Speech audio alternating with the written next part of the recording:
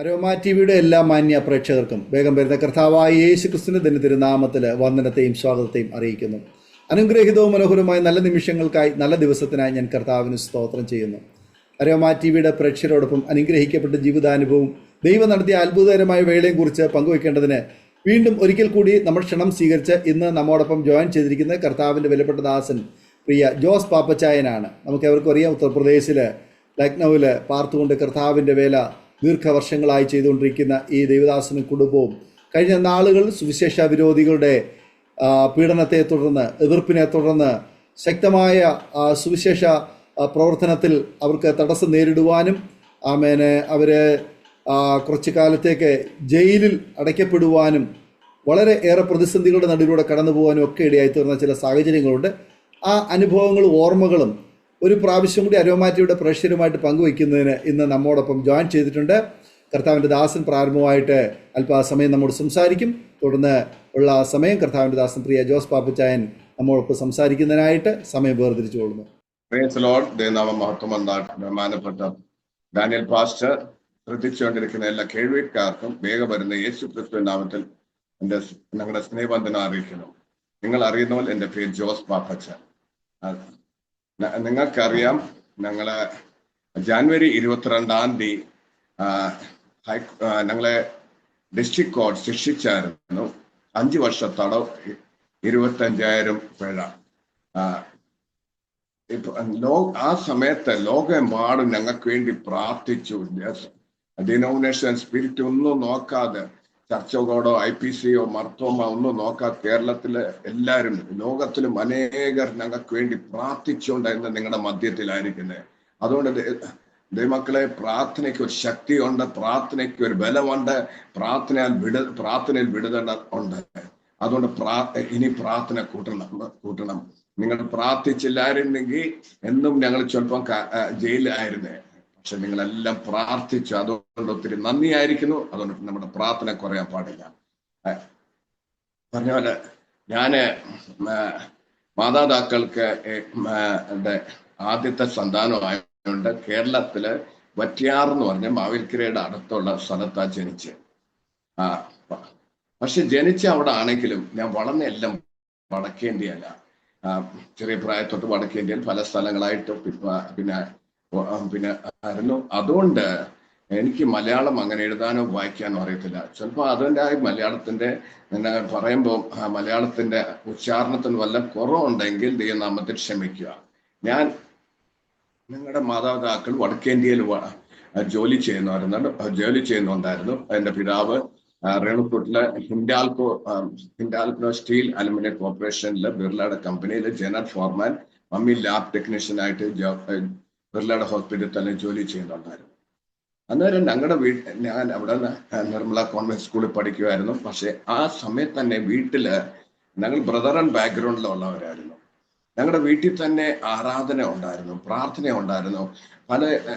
അതുകൊണ്ട് അന്നേരം സൺഡേ സ്കൂളും പ്രാർത്ഥനയൊക്കെ നടക്കുന്നുണ്ടായിരുന്നു. ചില സമയത്ത് ദേവദാസന്മാരുടെ റാഞ്ചിന്ന് ഭോപ്പാലിൽ നിന്നൊക്കെ വരുന്നുണ്ടായിരുന്നു. പക്ഷെ വീട്ടിലെ അന്തരീക്ഷം അത്ര സുഖമില്ലായിരുന്നു. പിന്നെ മാതാപിതാക്കൾ 77 UP വിട്ട് കുവൈറ്റിൽ പോയി. കുവൈറ്റിൽ പോകുന്ന സമയത്ത് പോകുന്നതിന് മുമ്പേ എന്നെയും എൻ്റെ നേരെയുള്ള പെങ്ങളെ കോട്ട രാജസ്ഥാനിലെ ഇമ്മാനുവൽ മിനിസ്ട്രിയുടെ MA തോമസ് ഒക്കെ ഒരു മാസികയില് ഇങ്ങനെ ഇറക്കിയായിരുന്നു, ബോർഡിംഗ് സ്കൂൾ തുടങ്ങുന്നു എന്ന് പറഞ്ഞ് പരസ്യം ഇട്ടായിരുന്നു. പക്ഷെ അവിടെ ചെന്നപ്പോൾ ബോർഡിങ്ങിനൊന്നും തുടങ്ങിയിട്ടില്ലായിരുന്നു. ഞങ്ങളെ MA തോമസിന്റെ ബ്രദർ അബ്രഹാം തോമസിന്റെ വീട്ടിലായിരുന്നു കുറച്ച് നാള് കഴിഞ്ഞ്. അവിടെ ഇരുന്നപ്പോൾ അവിടുന്ന് പിന്നെ പല സ്ഥലത്ത് അവിടുന്ന് പല സ്ഥലത്ത് എൻ്റെ ഫാദറിന്റെ ചേട്ടന്മാര്, അനിയന്മാര്, അങ്ങനെ പലരുടെ വീട്ടിലൊക്കെ നിൽക്കേണ്ടി വന്നു. പല ഹോസ്റ്റലൊക്കെ നിന്നു. അതുകൊണ്ട് കാത്തലിക് സ്കൂളും ഹോസ്റ്റലില്, അതുകൊണ്ട് എനിക്ക് ഈ ബ്രദറിന്റെ ടീച്ചിങ്ങോ ഒന്നും കിട്ടിയില്ല. സൺഡേ സ്കൂൾ കിട്ടിയില്ല, VBS കിട്ടിയില്ല. അതുകൊണ്ട് എനിക്ക് അങ്ങനെ ദൈവത്തോട് വലിയ സ്നേഹവും അടപ്പവും അങ്ങനെ ഇല്ല, വലിയ വിശ്വാസവും ഒന്നും ഇല്ലായിരുന്നു. അങ്ങനെ അതുകൊണ്ട് ഞാൻ എപ്പോഴും ദൈവത്തിൽ നിന്ന് എപ്പോഴും ഓടി നടക്കുന്ന ഒരു വ്യക്തിയായിരുന്നു. യോനാട് ഞാൻ ദൈവം ഇല്ലാന്നും പറഞ്ഞ കാലഘട്ടമുണ്ട്. പക്ഷെ പിന്നെ ഇങ്ങനെ മാതാപിതാക്കൾ പിരിഞ്ഞോണ്ട് പിന്നെ വെച്ച പ്രയാസങ്ങളൊക്കെ ഞങ്ങളുടെ ജീവിതത്തിൽ നേരിട്ടു, ഇപ്പോഴും നേരിടുന്നുണ്ട്. പക്ഷേ ആ സമയത്ത് ഇങ്ങനെ ഇങ്ങനെ ഓടി നടക്കുവാണെങ്കിലും ദൈവത്തിന് എന്റെ പുറത്തൊരു പ്ലാനും പദ്ധതി ഉണ്ടായിരുന്നു. അങ്ങനെ ഓടി നടക്കാൻ സമ്മതിക്കത്തില്ലായിരുന്നു. ഇങ്ങനെയല്ല ദൈവം ജനങ്ങളുടെ മധ്യത്തിൽ കൊണ്ടുവരുമായിരുന്നു. അങ്ങനെ ഇരുന്ന് പിന്നെ ഞങ്ങള് 83 തൊട്ട് AG സഭയിൽ ചേർന്നു. പെന്തിക്കോസ് അനുഭവത്തിൽ ആരാധന കൂടി. പിന്നെ ഞാൻ രക്ഷിക്കപ്പെട്ടു, സ്നാനപ്പെട്ടു. എന്നാലും എൻ്റെ വിശ്വാസ ജീവിതം വലിയ ഇതൊന്നും അല്ലായിരുന്നു. ഈ ബലൂൺ വീർത്ത് ഇരിക്കുമ്പോൾ എങ്ങനത്തെ അനുഭവം, അതുപോലെ പിന്നെ ബലൂൺ അതിന്റെ കാറ്റിൽ ബലൂൺ വീർത്തിരുന്നാൽ എങ്ങനെ ഇരിക്കും, പിന്നെ കാറ്റ് പോയാൽ എങ്ങനെ ഇരിക്കും, അങ്ങനത്തെ അവസ്ഥയായിരുന്നു. അങ്ങനത്തെ ഒക്കെ അവസ്ഥയായിരുന്നു. പിന്നെ ഞാന് ഈ ഡോക്ടർ ജോൺ ബാംഗ്ലൂർ തന്നെ ബാംഗ്ലൂർ വന്നിട്ടുണ്ടായിരുന്നു. ഇടയ്ക്ക് ബാംഗ്ലൂരിലായിരുന്നു. ബാംഗ്ലൂരിലെ ജോൺ താനിക്കൽ അങ്കിളുടെ ന്യൂ ലൈഫ് ബൈബിൾ കോളേജിൽ വചനം പഠിക്കാൻ പോയി. വചനം പഠിക്കാൻ പോയെന്ന് വെച്ചാൽ വേലയ്ക്ക് ഇറങ്ങണമെന്നോ അങ്ങനൊന്നും ചിന്തിച്ചിട്ടില്ല. ബൈബിളിന്റെ ഒരു ജ്ഞാനം ലഭിക്കണം. അങ്ങനെ ഈവനിങ് ബൈബിൾ ക്ലാസ്സിലൊക്കെ ചേർന്നു. പിന്നെ IBL Indian Bible literature school, അതിന്റെ സ്കൂൾ ഓഫ് ഇവാഞ്ചലിസം ചെയ്തു. എന്നിട്ടും എൻ്റെ ജീവിതത്തിൽ അങ്ങനെ വലിയ വിശ്വാസവും സമർപ്പണവും ഒന്നല്ല. അന്നേരം ദൈവത്തിന്റെ ചെറിയ അനുഭവങ്ങളെ കണ്ടു, ദൈവത്തെ വിടുതലൊക്കെ കണ്ടു. എന്നാലും എനിക്ക് അത്ര ഇതൊന്നുമില്ല. എൻ്റെ സമർപ്പണം ജീവിതവും അല്ല ഡിസിപ്ലിൻ ജീവിതവും അങ്ങനൊന്നും ഇല്ലായിരുന്നു. പിന്നെ എങ്ങനെയാണെങ്കിലും 2005 ഞാന് പിന്നെ ഞങ്ങൾ കല്യാണം കഴിഞ്ഞ് നാട്ടിൽ വന്നു. നാട്ടിൽ വന്ന് 2005 ഞാൻ ഇന്ത്യ ബൈബിൾ കോളേജിൽ പഠിക്കാൻ പോയി. 2008 ഗ്രാജുവേറ്റ് ആണ്ടായിരുന്നു. പക്ഷെ ചെറിയ പ്രശ്നം നേരിട്ടുകൊണ്ട്, എന്റെ കാരണമല്ല, ചെറിയ സാങ്കേതിക തടസ്സം കാരണം 2008 ഗ്രാജുവേറ്റ് ആയില്ല. 2013 ഗ്രാജുവേറ്റ് ആയ. 2011 ഞങ്ങളുടെ കല്യാണം കഴിഞ്ഞു. കല്യാണം കഴിഞ്ഞ ഉടനെ തൊട്ട് ഞങ്ങൾ ഈ തിരുവല്ല മെഡിക്കൽ മിഷനിൽ പോയി എല്ലാ ഞായറാഴ്ചകൾ പോയി രോഗികളെ കണ്ട് അവർക്ക് വേണ്ടി അവരെ സുവിശേഷം അറിയിച്ച് അവർക്ക് വേണ്ടി പ്രാർത്ഥിക്കുമായിരുന്നു. പിന്നെ ഇവരെ പിന്നെ അത് ഞങ്ങൾ doctor Kurian uncle, church of ഗോഡിലെ ഒരു കുര്യൻ അങ്കിളും ഒരു റിട്ടയർഡ് അഗ്രികൾച്ചർ പ്രൊഫസർ, കുര്യൻ അങ്കിളിനോട് ചേർന്നിട്ടായിരുന്നു ചെയ്തുകൊണ്ടിരുന്നത്. അന്നേരം പിന്നെ ഈ ഡോക്ടർ കുര്യൻ അങ്കിളിനെ ഈ തിരുവല്ല കുരിശുവേലയില് ഒരു അപ്പാർട്ട്മെന്റ് ഉണ്ട്. ഇവരെ നമ്മൾ കണ്ട രോഗികളെ അവിടെ വിളിക്കും. അവിടെ വിളിച്ച് അവരോട് പിന്നെ വ്യക്തമായി സുവിശേഷം അറിയിച്ച്, ആലോചന അറിയിച്ച് പിന്നെ അവരെ സഭയിൽ കണക്ട് ചെയ്യുന്ന ഒരു പ്രവർത്തനമായിരുന്നു. പക്ഷെ എനിക്ക് തൃപ്തിയല്ല. ഞാൻ ആ ദേവദാസനോട് പറഞ്ഞു എനിക്ക് വേറെ വഴി കാണിക്കാൻ. അങ്ങനെ മദ്രാസില് സേലസ് മാത്യു, അമ്പത്തൂരിലെ Silas Mathew new India church of ഗോഡിന്റെ ഒരു പ്രവർത്തനമുണ്ട്. സ്ട്രീറ്റ് ചിൽഡ്രന്റെ മധ്യത്തിലുള്ള പ്രവർത്തനം. ആ പ്രവർത്തനയിൽ ഞാൻ പോയി. അവിടെയും പോയിട്ട് സ്ട്രീറ്റ് ചിൽഡ്രന്റെ മധ്യത്തിൽ പോയി പ്രവർത്തിക്കുമായിരുന്നു. അതിന്റെ സ്പോൺസേഴ്സ് ഹിൽ സോങ്കാരൊക്കെ ആയിരുന്നു. പക്ഷെ അവിടെ എനിക്ക് തൃപ്തിയല്ല. ഞാൻ അങ്ങനെ പത്മ മുതലിയാർ ദേവദാസി, മിക്കവാറും എല്ലാവർക്കും അറിയായിരിക്കും, കൺവെൻഷൻ പ്രാസിയ തമിഴ്നാട്ടിലെ ആ ദേവദാസിയെ എനിക്ക് എന്നോട് പരിചയം ഉണ്ടായിരുന്നു. ആ ദേവദാസിയോട് ഞാൻ പറഞ്ഞു എനിക്ക് വേറെ വല്ല വഴി കാണിക്കാൻ. അങ്ങനെ ദേവദാസി എന്നെ ജെയിംസ് എന്ന് പറഞ്ഞ അഗസ്റ്റിൻ ജുബക്കുമാറിന്റെ പ്രവർത്തനത്തിൽ കണക്ട് ചെയ്തു. ഞാൻ പറയട്ടെ, മാതാപിതാക്കൾക്ക് ഞാൻ ഏക മകനായെങ്കിലും എനിക്ക് 2 സഹോദരിമാരുണ്ട്.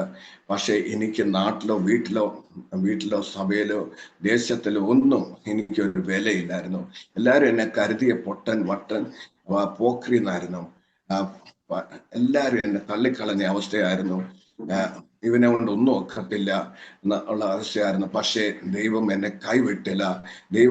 വചനത്തിലുണ്ട്, ബുദ്ധിമാനെ ലജ്ജിപ്പിക്കാൻ ബുദ്ധിഹീനെ തെരഞ്ഞെടുത്ത്, ബലവാനെ ലജ്ജിപ്പിക്കാൻ ബലിയനെ തെരഞ്ഞെടുത്ത്. അതുപോലെ ദൈവം ദൈവകൃപയിൽ എന്നെ ഇത്രത്തോളം നിലനിർത്തി. നിങ്ങളുടെ എല്ലാവരുടെയും പ്രാർത്ഥനയാണ്, എൻ്റെ കഴിവല്ല.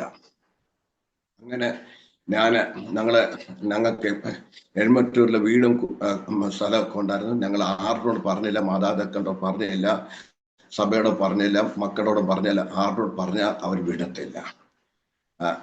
ആർക്കും വലിയ സ്നേഹം കൊണ്ടല്ല, പിന്നെ സഭയോട് പറഞ്ഞ ദേവദാസൻ പറയുന്നത് നിന്നെ കൊണ്ട് എന്തതിന് കൊള്ളാം. അങ്ങനെ ആറിനോട് പറയാതെ ഞങ്ങളുടെ അത്യാവശ്യ സാധനം എന്തൊക്കെ സാധനങ്ങൾ കൊണ്ടുപോകാം ആ സാധനങ്ങളെല്ലാം എടുത്ത് ജെംസിൽ പോയി. ജെംസ് പോകുന്ന ഞങ്ങള് മക്കളോടും പറഞ്ഞില്ല. മദ്രാസിന്റെ ട്രെയിൻ മാറിയപ്പോൾ മക്കൾ ചോദിക്കുന്നത്, മൂത്തൻ ചോദിച്ചു പപ്പ എന്തോ ചെയ്യാൻ പോകുന്നത്. അന്നേരം എൻ്റെ അനുഭവം എന്ന് പറഞ്ഞാൽ അബ്രഹാമിനോട് ഇസാക്ക് ചോദിച്ച പോലായിരുന്നു.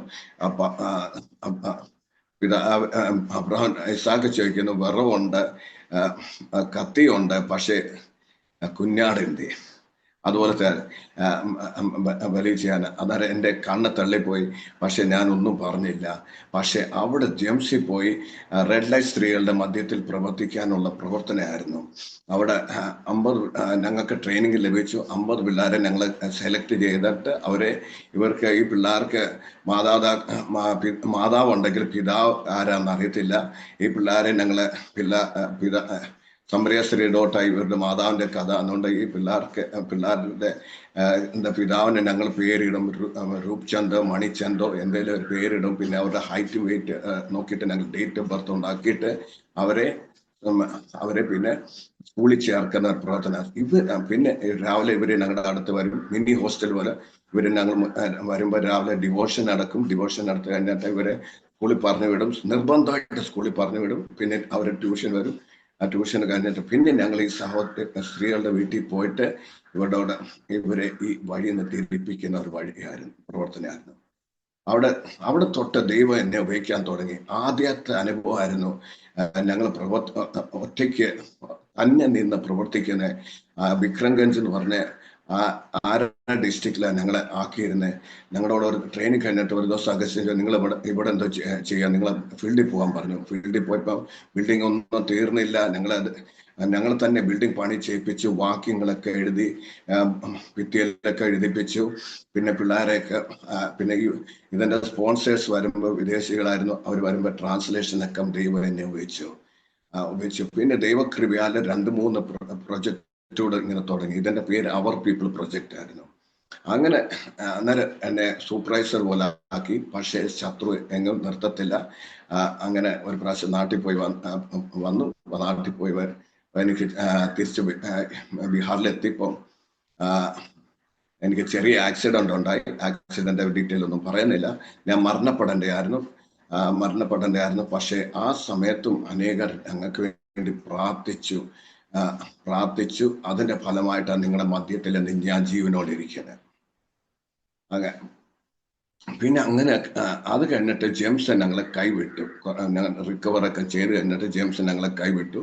അവർ പറഞ്ഞു, നിങ്ങൾ വന്ന സ്ഥലത്ത് തന്നെ സൗത്തിൽ നിന്ന് വന്ന സൗത്തിൽ തിരിച്ചു തന്നെ പോവാൻ, പത്മ മുതലേറുടെ അടുത്ത് പോകാൻ. ഞങ്ങൾ പറഞ്ഞു, ഞങ്ങൾ നോർത്ത് ഇന്ത്യ മിനിസ്ട്രിക്ക് വേണ്ടി വന്നത്, ഞങ്ങൾക്ക് പോകാൻ ബുദ്ധിമുട്ടാണ്. എനിക്ക് സാധനം പോലും എൻ്റെ സർജറിയൊക്കെ കഴിഞ്ഞ് സാധനങ്ങൾ പോലും പൊക്കാൻ ഒക്കാത്ത സ്ഥിതിയായിരുന്നു. ഞാൻ പറഞ്ഞു ഒക്കത്തില്ല.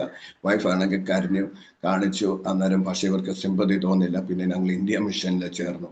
ഇന്ത്യ മിഷനിൽ മോത്തിഹാരിയിൽ ചിൽഡ്രൻസ് ഹോം ഉണ്ട്. 50 പിള്ളേർ അവർക്ക് ചിൽഡ്രൻസ് ഹോം ഉണ്ട്. അവർക്ക് ആ മോത്തിഹാരിൽ തന്നെ ബൈബിൾ കോളേജ് ഉണ്ട്. ആരാധനയൊക്കെ നടക്കുന്നുണ്ട്. പിന്നെ ഇവിടെ ചെറിയ സ്കൂൾ പോലുണ്ട്. അവിടെ ഈ പിള്ളേരെ പഠിപ്പിക്കാനുള്ള പിള്ളേരെ പഠിപ്പിക്കാൻ എന്നെ പ്രിൻസിപ്പൾ എൻ്റെ പദ്ധതി പൊസിഷനിലാണ് സെലക്ട് ചെയ്ത്. മക്കളെ, ഇതിന്റെ മുമ്പേ എൻ്റെ മക്കളെ പോലും ഞാൻ ABCD ഒന്നും പഠിപ്പിച്ചിട്ടില്ല. പക്ഷെ ദൈവത്തിന്റെ ഒരു പദ്ധതി അവിടെ ദൈവം ഞങ്ങളെ ഉപയോഗിച്ചു. ഞങ്ങൾ അന്നേരം ഒരു സഹോദരി എന്നെ കളിയാക്കിയായിരുന്നു. ഇവനെ ചിപ്കേലി പോലും ഇന്ത്യയിൽ എഴുതാൻ അറിയത്തില്ല, ഇയാളെങ്ങനെ പഠിപ്പിക്കുന്നതെന്നൊക്കെ ചോദ്യം ചെയ്ത് പരിഹസിച്ചിട്ടുണ്ടായിരുന്നു. പക്ഷേ ഞാൻ ഹിന്ദിയുടെ ടീച്ചർ വരെയായിരുന്നു. ദൈവം അവിടെ നിർത്തി. ഞങ്ങൾ രാവിലെ 8 തൊട്ട് 1 മണി വരെ ആയിരുന്നു സ്കൂള്. പിന്നെ സ്കൂൾ കഴിഞ്ഞിട്ട് ഞങ്ങൾ പല ഗ്രാമത്തിൽ പോയി ഹൗസ് വിസിറ്റിംഗ് ചെയ്ത് വൈറ്റ് ഫിലിം കാണിക്കുമായിരുന്നു. He will come again. അതായിരുന്നു മെയിനായിട്ട് ഞങ്ങൾ കാണിക്കുന്നത്. അന്നേരം ഫിലിം കാണാൻ ഇവരെല്ലാം കൂടി വരും. ഉടനെ തന്നെ ഞങ്ങൾ VBS നടത്തും. VBS നടത്തി കഴിഞ്ഞ് ഹോം ചർച്ച് തുടങ്ങും. അനേക സ്ഥലത്ത് ഇങ്ങനെ ഹോം ചർച്ച് തുടങ്ങാൻ ദൈവം സഹായിച്ചു. ചെറിയ പിള്ളേരുടെ പ്രവർത്തനം അങ്ങനെയൊക്കെ തുടങ്ങാൻ സഹായിച്ചു. അവിടെ തന്നെ ഇരുന്നായിരുന്നെങ്കിൽ ചിലപ്പോൾ ഞാൻ ഡിസ്ട്രിക്ട് പാസ്റ്റർ ആയിരുന്നേ. പക്ഷേ അല്ലായിരുന്നു ദൈവത്തിന്റെ പദ്ധതി. അവിടെ ഞങ്ങളെ സുപ്പോളിലേക്ക് ട്രാൻസ്ഫർ മേടിച്ചു. സുപ്പോൾ എന്ന് പറഞ്ഞ സ്ഥലത്തെ ഞങ്ങൾക്ക് അറിയത്തില്ലായിരുന്നു. ഇവിടെ ദേവദാസന്മാരെ നിർത്താത്ത സ്ഥലമായിരുന്നു അന്ന്. അവിടെ ഞങ്ങൾക്ക് ഇത്രേ ഉള്ളായിരുന്നു, ഞങ്ങൾ ഇൻഡിപെൻഡന്റ് ആയിട്ട് പ്രവർത്തിക്കണം. ഇവിടെ മോത്തിയാരിലാണെങ്കിൽ ബൈബിൾ കോളേജ് ഉണ്ടായിരുന്നു. മോത്തിയാരിലെ ബൈബിൾ കോളേജിലെ സാറും പിള്ളേരൊക്കെ ഹെൽപ്പ് ചെയ്യുന്നു. ഞാൻ ഫ്രണ്ടിലാണെങ്കിലും അവർ ബാക്കിൽ ആയിട്ട് എന്നെ ഹെൽപ്പ് ചെയ്യുന്നുണ്ടായിരുന്നു. ഇവിടെ ഇൻഡിപെൻഡന്റ് ആയിട്ട് ചെയ്യണം, സുവിശേഷം എത്താത്ത സ്ഥലത്ത് ചെയ്യണം എന്ന് മാത്രമേ ഉദ്ദേശത്തോടെ പോയി. ഇവിടെ ഇതുപോലെ തന്നെ ചെയ്യാൻ ശ്രമിച്ചു. പക്ഷേ ഒരു ഹോം ചർച്ച് തുടങ്ങാൻ ഒത്തില്ല. പലയിടത്തും ഈ ട്യൂഷൻ സെന്റർ തുടങ്ങി. പക്ഷെ സുവിശേഷ വിരോധി, സമയമില്ലാത്തതുകൊണ്ട് അതിൻ്റെയും ഡീറ്റെയിൽ ഞാൻ അങ്ങ് പറയുന്നില്ല.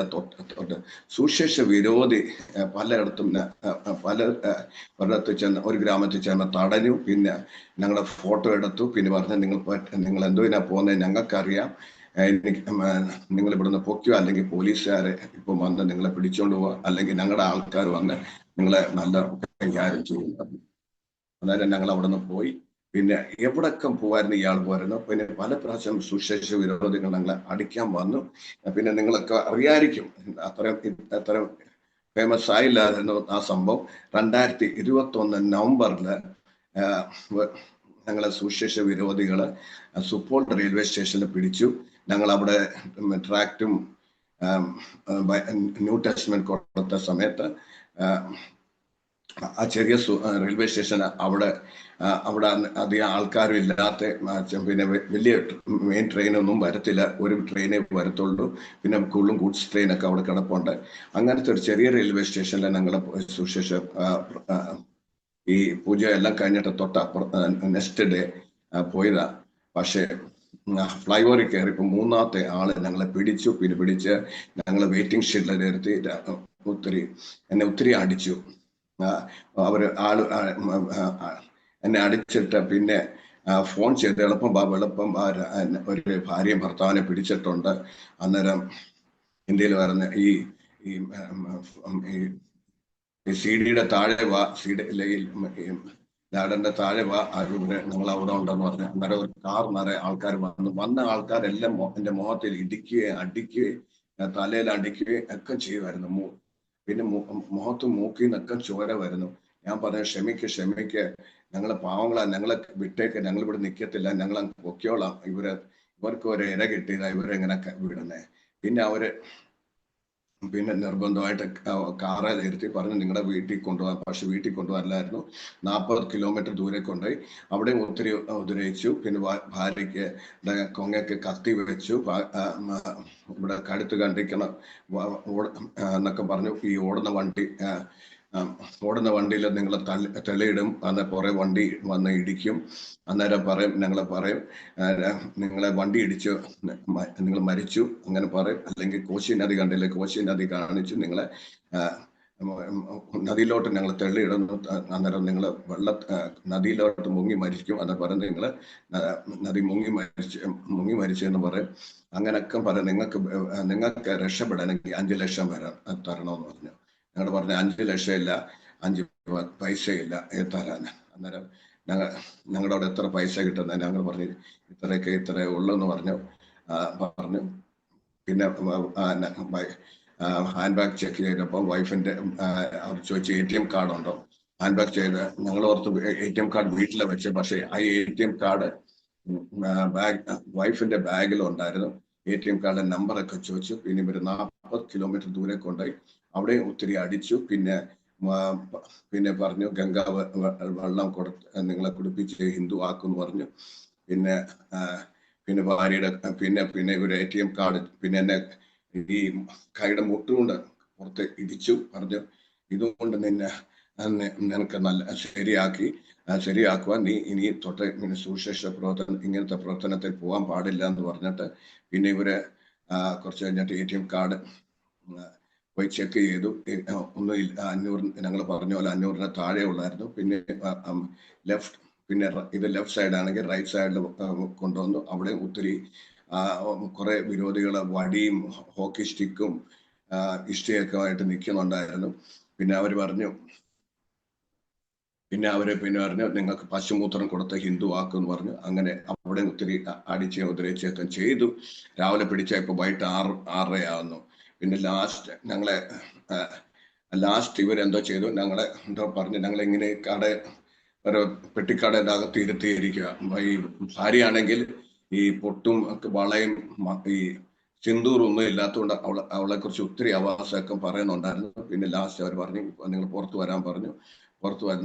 പുറത്തു വന്നപ്പം അവര് ഞങ്ങളുടെ പുറയിൽ വടിയും ഹോക്കി സ്റ്റിക്കും മുളക്കമ്പ് കൊണ്ടൊക്കെ ഈ മുളക്കമ്പ് കൊണ്ടൊക്കെ നിന്നിട്ട് ഇവർ പറയിപ്പിക്കുക, ഞങ്ങള് കേരളത്തിൽ വന്ന പാവപ്പെട്ട് ജനങ്ങളെ 10,000 രൂപ കൊടുത്ത് മതം മാറ്റുക. പറയത്തില്ലെങ്കിൽ അടി കണ്ടിട്ട് ഒരു പരിവായി. പിന്നെ അവസാനം പറയേണ്ടി വന്നു. പറയുന്ന ഉടനെ തന്നെ ഇത് വൈറലായി, TV-യിലും പേപ്പറിലൊക്കെ വന്നു. അപ്പൊ തന്നെ പോലീസ് ഞങ്ങളെ അറസ്റ്റ് ചെയ്യാൻ വന്നു. പക്ഷെ ദൈവം ഇടപെട്ടു. ഞങ്ങളെ ഇവിടെ സഹായിക്കാൻ വിളിക്കാൻ ആരുമില്ല. ഞങ്ങളുടെ മൊബൈൽ വരെ ഇവരുടെ കൈവശമാക്കി. അതുകൊണ്ട് ഇപ്പൊ ഞങ്ങളെ വിളിക്കാൻ ആരുമില്ല. പക്ഷെ ദൈവത്തിന് അറിയാൻ ഞങ്ങളെ വിടാൻ ആരോ SP-ക്ക് അറിയിച്ചു. SP SI വിളിച്ചു പറഞ്ഞു ഇവരെ വെറുതെ വിടാൻ. അങ്ങനെ വെറുതെ വിട്ടു. പക്ഷെ ഇത് വൈറലായോണ്ട് പല ദേവദാസന്മാർ ഞങ്ങളോട് ചോദ്യം ചെയ്തു, നിങ്ങൾ എന്താ ഇങ്ങനെയൊക്കെ കാര്യം പറഞ്ഞേ. അങ്ങനെ പിന്നെ പിന്നെ ഞങ്ങളൊക്കെ ഇന്ത്യ മിഷൻ എല്ലാ ദേവദാസന്മാർ വന്ന് ഞങ്ങൾ അവിടെ ബിൽഡിങ്ങിൽ കൊണ്ടുപോയി പിന്നെ റെസ്റ്റ് ചെയ്തിട്ട് പറഞ്ഞു നാട്ടിൽ പോകാൻ. നാട്ടിൽ ഞങ്ങൾ ചെന്നു. നാട്ടിൽ റെസ്റ്റ് ചെയ്ത് പിന്നെ അന്നേരം ഇന്ത്യ മിഷൻ ഞങ്ങളെ കൈവിട്ടു. അങ്ങനെ ഇരുന്നപ്പോൾ ലവ് ആർമി ക്രൂസൈഡ് ട്രിവാൻഡ്രത്തിൽ ഞങ്ങൾ ജെ വിൽസന്റെ ഒരു പ്രവർത്തനമുണ്ട്. ലവ് ആർമി ക്രൂസൈഡ് എന്ന് പറഞ്ഞ പ്രവർത്തനം. അവർക്ക് അവിടെ ബൈബിൾ കോളേജും പ്രെയർ ടവറൊക്കെ ഉണ്ട്. ആ പ്രെയർ ടവറിൽ ഞങ്ങൾ പ്രാർത്ഥിച്ചുകൊണ്ടിരിക്കുകയായിരുന്നു.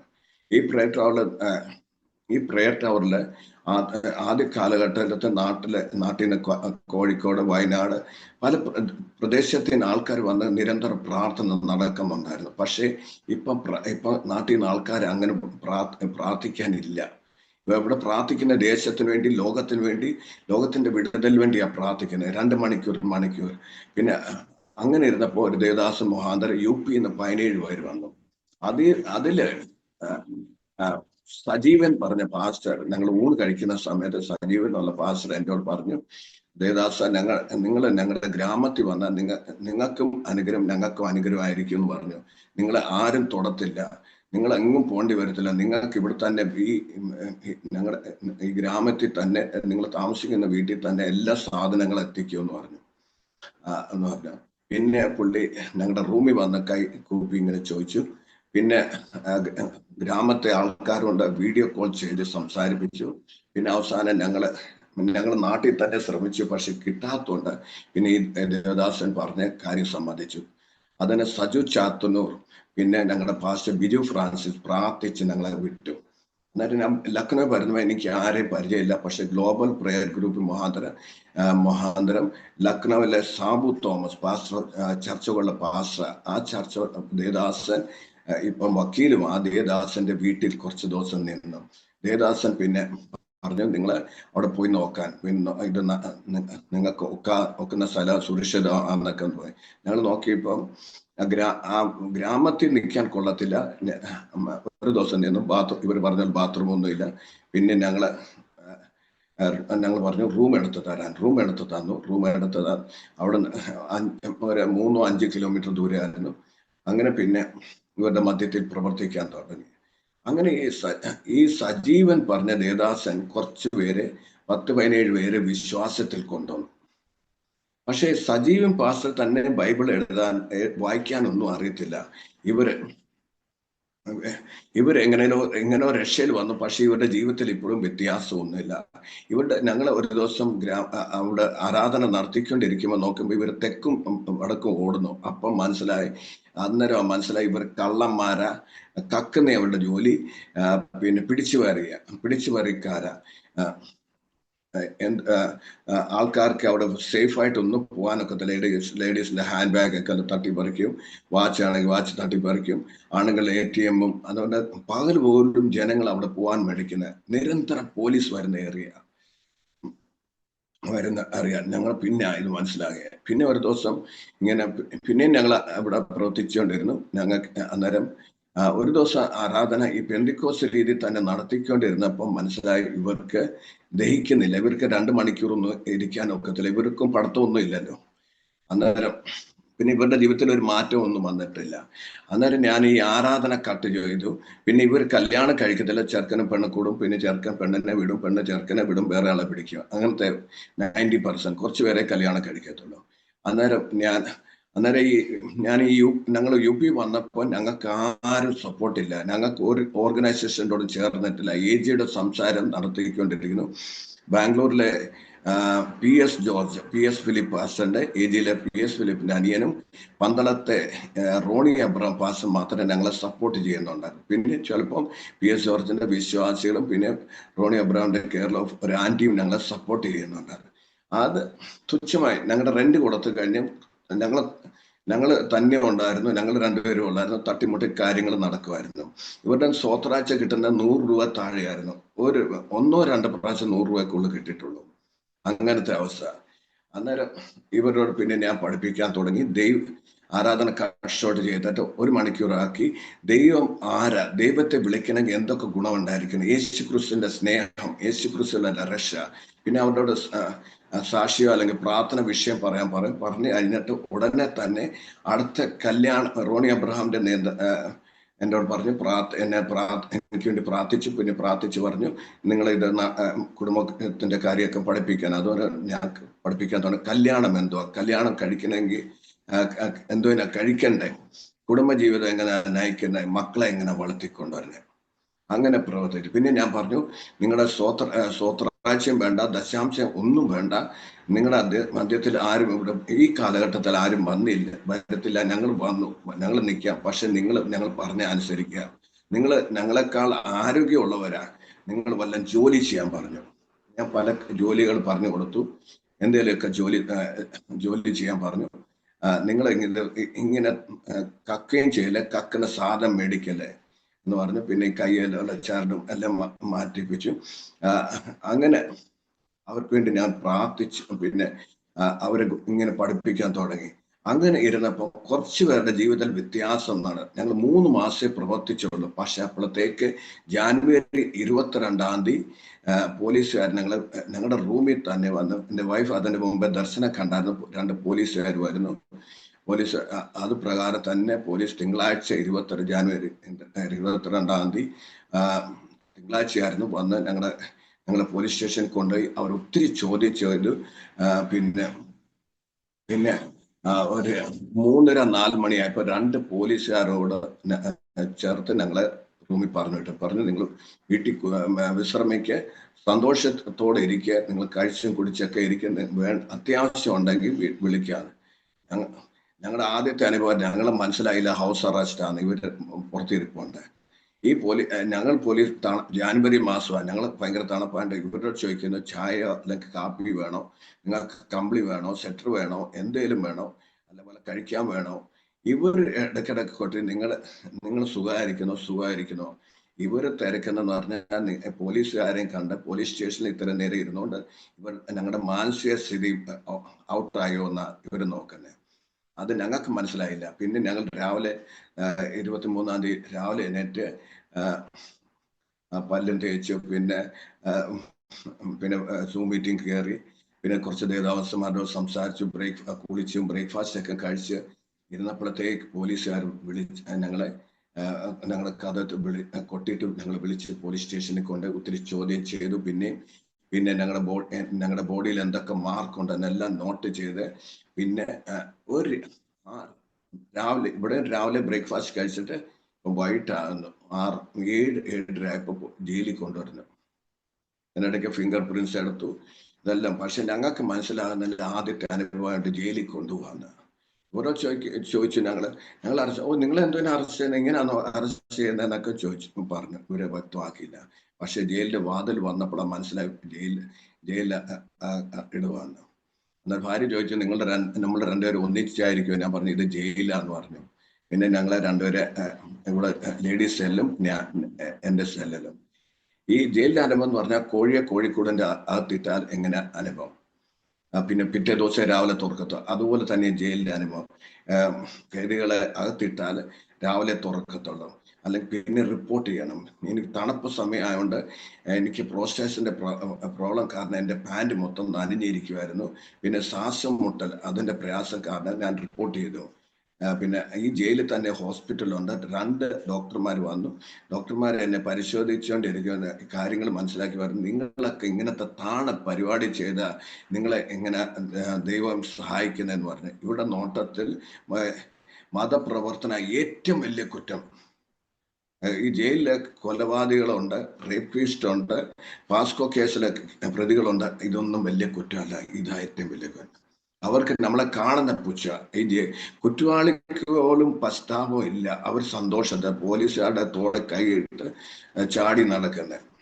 പക്ഷെ നമ്മളെ കാണുന്നേ. പിന്നെ ചികിത്സ ചെയ്തിട്ട് എന്നെ റൂമിൽ പറഞ്ഞു വിട്ടു. എൻ്റെ റൂമിൽ തന്നെ കരഞ്ഞ് പ്രാർത്ഥിക്കുന്ന ദൈവത്തോട് പരാതി, ദൈവം നീ എന്തോ എന്നെ എന്നെ ഈ കഷ്ടത്തിൽ കൊണ്ടുവന്നു, ഞാൻ എന്തോ ചെയ്തിട്ടാണ്. എൻ്റെ ഭാര്യയ്ക്കാണെങ്കിൽ ശരിക്കും ഹിന്ദി പോലും അറിയത്തില്ല എന്ന് പറഞ്ഞിട്ടൊക്കെ പരാതി പറഞ്ഞിട്ട് പ്രാർത്ഥിക്കുന്നത്. ദൈവം എവിടെ കേൾക്കുന്നത്. പിന്നെ അന്നേരം ഈ പോലീസ് ഇവർക്കെല്ലാം വലിയ അതിശയം തോന്നിയിട്ട് എന്ന് വെച്ചാൽ ഞാൻ എൻ്റെ കണ്ണുനീര് വരുന്നു, എൻ്റെ ചിരി അനങ്ങുന്നു, അതാണ്ടൊക്കെ പറയുന്നു. പക്ഷെ ഇവർക്കൊന്നും മനസ്സിലാകുന്നില്ല. പിന്നെ ജോസ് പാപ്പച്ചൻ കാരണം, പിന്നെ എൻ്റെ വെയിറ്റ് കാരണം എനിക്ക് ഇന്ത്യൻ ടോയ്ലറ്റിൽ ഇരിക്കാൻ ഒക്കത്തില്ല. ഇത് കാരണമൊക്കെ ഞാൻ ഫേമസ് ആയി. ജോസ് പാപ്പച്ചൻ ചോദിച്ചാൽ എല്ലാവർക്കും അറിയാം. അങ്ങനായി. പിന്നെ 2 ദിവസം കഴിഞ്ഞപ്പോൾ 2 പോലീസുകാരെ എന്നെ വിളിച്ചു പറഞ്ഞു, ഇങ്ങോട്ട് വരാൻ പറഞ്ഞു. ഞാൻ ചെന്ന് പറഞ്ഞു, നിന്റെ പേരെന്തുവാ? ജോസ് പാപ്പച്ചൻ. നിന്റെ അപ്പൻ്റെ പേരെന്തുവാ? തോമസ് പാപ്പച്ചൻ. നിന്റെ വല്യപ്പൻ്റെ പേരെന്തുവാ? അവർ സ്ഥാപിക്കാൻ നോക്കി എൻ്റെ അപ്പനോ വല്യപ്പനോ മതം മാറ്റിയോണ്ട് ഞാൻ ക്രിസ്ത്യാനിയായിരിക്കും. ഞാൻ പറഞ്ഞു, എൻ്റെ അപ്പനോ വല്യപ്പനോ മതം മാറ്റിയോണ്ടല്ല, ഞാൻ യേശുവിൻ്റെ സ്നേഹം വ്യക്തമായിട്ട് അറിയുന്നു, യേശുവിൻ്റെ രക്ഷ ഞാൻ അനുഭവിക്കുന്നു, അതുകൊണ്ട് അവർ ദൈവ പൈതലായിരിക്കുന്നതെന്ന് പറഞ്ഞു. പിന്നെ അടുത്ത ചോദ്യം, അവർ വണ്ടിയിൽ ഓടിച്ച് യാത്രയ്ക്ക് പോകുമ്പോൾ യേശുവിന്റെ സ്റ്റാച്യു പലയിടത്തും കണ്ട്. യേശു ക്രൂശിൽ തറച്ച് അന്നേരം യേശു കരയുന്ന പോലെ കാണുന്നത്. അതെന്തുവാ സംഭവം? പിന്നെ നിങ്ങൾ മരിക്കുമ്പോൾ നിങ്ങളെ ദഹിപ്പിക്കുവാന്നോ അടക്കുവാന്നോ? എൻ്റെ ചുറ്റും ഈ കുട്ടികളുടെ വളഞ്ഞ് നിപ്പുണ്ട്. അന്നേരം എനിക്ക് മനസ്സിലാക്കി ഇവര് സംശയം തീർക്കാനല്ല, പരിഹസിക്കാനാ. ഞാൻ വാ തുറന്നില്ല. അന്നേരം ഒരാള് കൊലപാതക കേസിലെ പ്രതി പറഞ്ഞു, ഇവന്റെ വായിനൊന്നും കിട്ടത്തില്ല, ജോസ് പാപ്പച്ചന്റെ വായിലൊന്നും കിട്ടില്ല, കിട്ടണമെങ്കിൽ എന്താ ചെയ്യണം, ലൈ ഡിറ്റക്ടർ ടെസ്റ്റ് ചെയ്യണം. എന്നിട്ടും ഞാൻ അതിനെ പ്രതികരിച്ചില്ല, വാ തുറന്നില്ല. അന്നേരം ഈ പോലീസുകാർ പറഞ്ഞു, ഇനി തൊട്ട് ഇവന്റെ പേര് രാം ദുലാരി. ഞാൻ പറഞ്ഞു, നീ രാം ദുലാരി എൻ്റെ പേര് എടുത്ത് എൻ്റെ നെറ്റിൽ ഒട്ടിക്കുക, അല്ല പിന്നെ നിങ്ങളെല്ലാവരും പരിഹസിക്കുക, അതുകൊണ്ട് എനിക്ക് വല്ല മാറ്റം വരുമോ? ഞാൻ ജനിച്ച ക്രിസ്ത്യാനി, ജീവിക്കുന്ന ക്രിസ്ത്യാനി, മരിക്കുവാണെങ്കിൽ ക്രിസ്ത്യാനി. നിങ്ങൾ എന്നെ തൂക്കിക്കൊന്നാലും ഞാൻ യേശുവെ തള്ളി പറയത്തില്ലെന്ന് പറഞ്ഞു.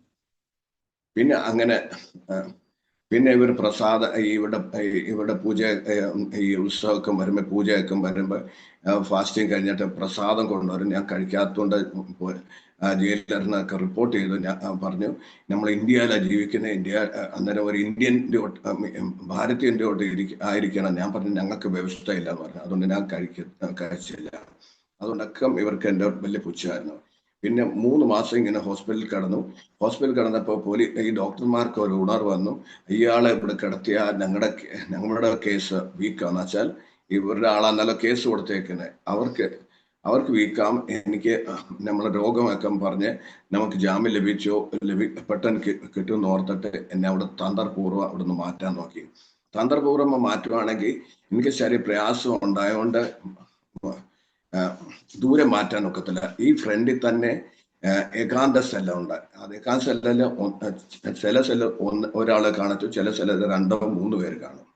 അങ്ങനത്തെ സെല്ലല്ല. പക്ഷെ ഒരാളും എന്നെ കിടത്താൻ സമ്മതിച്ചില്ല. ഒരു തിവാരിയും പറഞ്ഞ ആള് സമ്മതിച്ചു. പക്ഷെ അയാൾക്ക് ഞാൻ പറഞ്ഞതെല്ലാം സംശയമായിരുന്നു. എന്നെ രാത്രി അടിക്കാനൊക്കെ വന്നു. പിറ്റേ ദിവസം രാവിലെ എന്നെ എത്തിയപ്പോൾ ഞാൻ എന്തോ ചെയ്ത് എൻ്റെ പല്ലൊക്കെ തേച്ച് എൻ്റെ പാത്രങ്ങളൊക്കെ എടുത്ത് വെളിയിലിരുന്നു. പിന്നെ ഞാൻ ജയിലറിന് റിപ്പോർട്ട് ചെയ്ത് ഞാൻ ഇവിടെ കിടക്കത്തില്ല. അന്നേരം പിന്നെ അവരെൻ്റെ ലാസ്റ്റ് എൻ്റെ അപ്ലിക്കേഷൻ സ്വീകരിച്ചു. അവർ 50 പേരുടെ റൂമിലാക്കി. 50 റൂമിൻ്റെ പേരെന്ന് പറഞ്ഞാൽ അടുപ്പിച്ച കിടക്കുന്നത്. മെത്തയില്ല, പായില്ല, ഈ കീറി പേറിയ ചാക്ക് പോലത്തെ കമ്പിളി, പൊടി പിടിച്ച കമ്പിളി, അത് 1, 2, 3 ഇങ്ങനെ അത് താഴെ വിരിച്ച ഒരു കട്ടി പോലെ മെത്ത പോലെ ഒക്കെ ആക്കിയിട്ട് അതിൻ്റെ പുറത്ത് കിടക്കുന്നത്. ഈ അടുപ്പിച്ച് ഫ്രണ്ടിൽ ജനല, ഇവരെപ്പോഴും തുപ്പിക്കൊണ്ടിരിക്കും. അതുകൊണ്ട് പിന്നെ ബീഡി വലിച്ചുകൊണ്ടിരിക്കും. ബീഡി വലിച്ച് ഇവർ താഴെ ഇടും. പിന്നെ ഫ്രണ്ടിൽ തുപ്പിക്കും. ഇവരുടെ പല്ല് കരി പോലെ കരി, അല്ലെങ്കിൽ ചുമന്നിരിക്കും. നമുക്ക് ഇത് കണ്ടാൽ തന്നെ സർദല. പിന്നെ ഈ താഴെ എല്ലാം ഹാംസൻ, ഈ എൻ്റെ പാക്കറ്റ് എല്ലാം എറിഞ്ഞ് വലിയ വൃത്തിയുടെ. പിന്നെ ഒരേ ഗുണമുള്ളെന്ന് പറഞ്ഞാൽ പിന്നെ ബാത്റൂം അത്ര വൃത്തിയുടെ. രാത്രി അകത്ത് ഉപയോഗിക്കാൻ ഒരു ബാത്റൂം ഉണ്ട് ഈ 50 പേർക്ക്. അന്നേരം ഈ അതും വൃത്തിയൊന്നുമില്ല. പിന്നെ എന്താന്ന് പറഞ്ഞാൽ ഫ്രണ്ടിൽ ഒരു ടി വി ഉണ്ട്. ടി വി കാണണമെങ്കിൽ ന്യൂസോ എന്ത് കാണണമെങ്കിൽ കേൾക്കണമെങ്കിൽ ഫ്രണ്ടിൽ പോയി ഇരിക്കണം. പക്ഷെ ഫ്രണ്ടിൽ ആരും ഇരുത്തത്തില്ല. അവർക്ക് നമ്മള് താണജാതി പോലെ അവർ കരുതുന്നത്, നമ്മളെ ഇരുത്തത്തില്ല. അങ്ങനത്തെ അവസ്ഥ. പിന്നെ പോലീസുകാർ തന്നെ പറഞ്ഞു, ജോസ് പാപ്പച്ചന്റെ കൂടെ ഇരിക്കല് നിമിഷത്തിൽ മതം മാറ്റും. അങ്ങനെ ഈ ജയിൽ ഓടുന്ന എല്ലാം ഈ കുറ്റിയാളെ കണ്ട അതിൽ ഒരാള് കൊലപാതക കേസിലും പിന്നെ റേപ്പ് കേസിലെ പ്രതിയ ആള് പറഞ്ഞ് ജോസ് പാപ്പച്ചോണ്ട് ഇരിക്കല്ല നിങ്ങൾ നിമിഷത്തിൽ മതം മാറ്റും. അങ്ങനത്തെ വേർതിരുത്തി ഉണ്ടായിരുന്നു. പിന്നെ ആഹാരം എന്ന് പറഞ്ഞാൽ വെറും മോശം. രാവിലെ തരുന്ന പറഞ്ഞാൽ കടല, പ്രാവിന് കൊടുക്കുന്ന പോലെ കുറച്ച് കടല തരും. പിന്നെ ഉളച്ചായ, പിന്നെ ഉച്ചയ്ക്ക് റൊട്ടി വരും. റൊട്ടി ചപ്പാത്തി, നമ്മളവിടെ ചപ്പാത്തി എന്ന് പറയുന്നത്.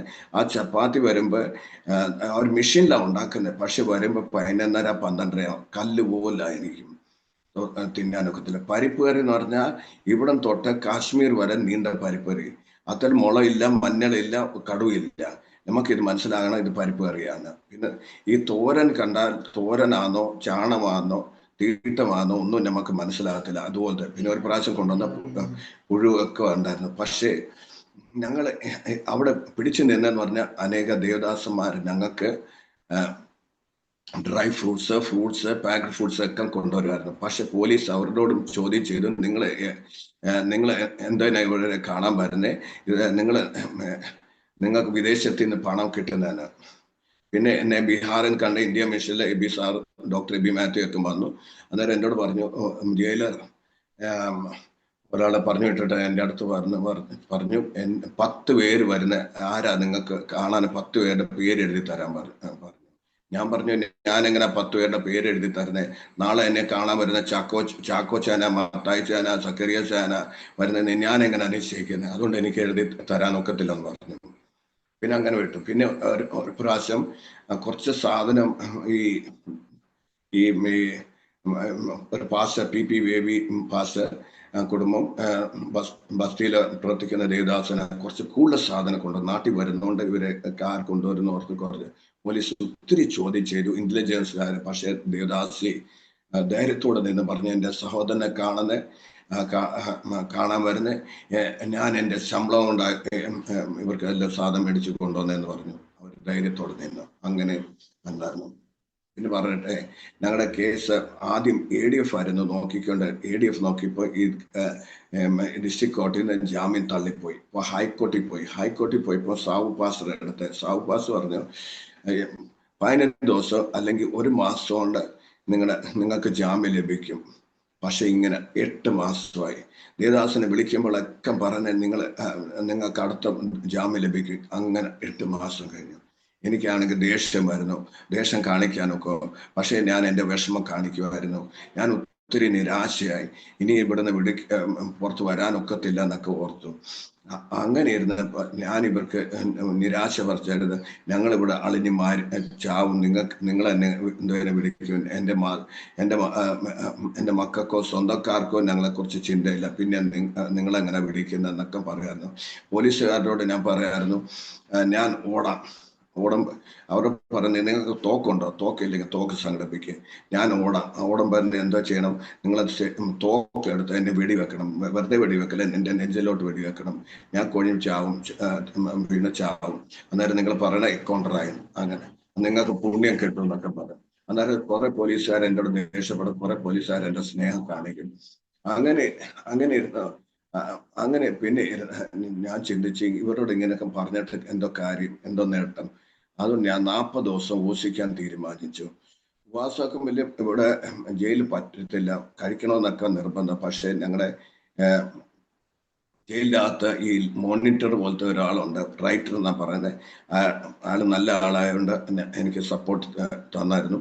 അതുകൊണ്ട് എനിക്ക് ഉപസിക്കാൻ ഒത്തു. 30 ദിവസം ഉപസിച്ചപ്പോഴത്തേക്ക് സെപ്റ്റംബർ 6 എനിക്ക് ഞങ്ങൾക്ക് ജാമ്യം ലഭിച്ചു. പിന്നെ അന്നേരം ഈ സാവു തോമസും പാസ്റ്ററും പിന്നെ വക്കീലുമാരും ഞങ്ങളെ പുറത്തിറക്കാൻ വേണ്ടി ലോക്കൽ ആൾക്കാരെ ജാമ്യത്തിന് നിർത്തി. പക്ഷെ പോലീസുകാർ അവരുടെ വീട്ടിൽ പോയി അവരെ പേടിപ്പിച്ചു, അവരെ റെയ്ഡ് ചെയ്തു, അറസ്റ്റ് ചെയ്തു. അതുകൊണ്ട് അവരെ ജാമ്യം തരാൻ പിൻവലിച്ചു. പിന്നെ സാവു തോമസ് പാസ്റ്റർ എന്തോ ചെയ്തു, ഒരു രാത്രി കൊണ്ട് 4 ലക്ഷം, എനിക്ക് 2 ലക്ഷം, ഭാര്യയ്ക്ക് 2 ലക്ഷം. പിന്നെ സാവു തോമസ് പാസ്റ്ററിന്റെ മോന്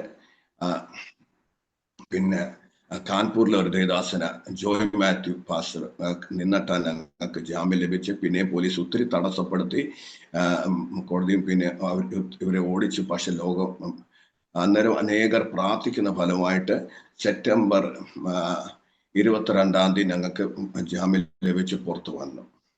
അന്നേരം ഞങ്ങളുടെ പുറത്ത് 3 FIR കേസ് നിങ്ങൾ പേപ്പറിലൊക്കെ ശ്രദ്ധിച്ചു കാണും. ഒന്ന് ബൈബിൾ കൊടുത്ത് മതം മാറ്റി, രണ്ടാമത്തെ പിള്ളേരെ പഠിപ്പിക്കുന്ന ജനങ്ങൾക്ക് ബോധവൽക്കരണം വരുത്തുന്നു, പിന്നെ ആൾക്കാർക്ക് ആഹാരം വെച്ച് കൊടുക്കുന്നു.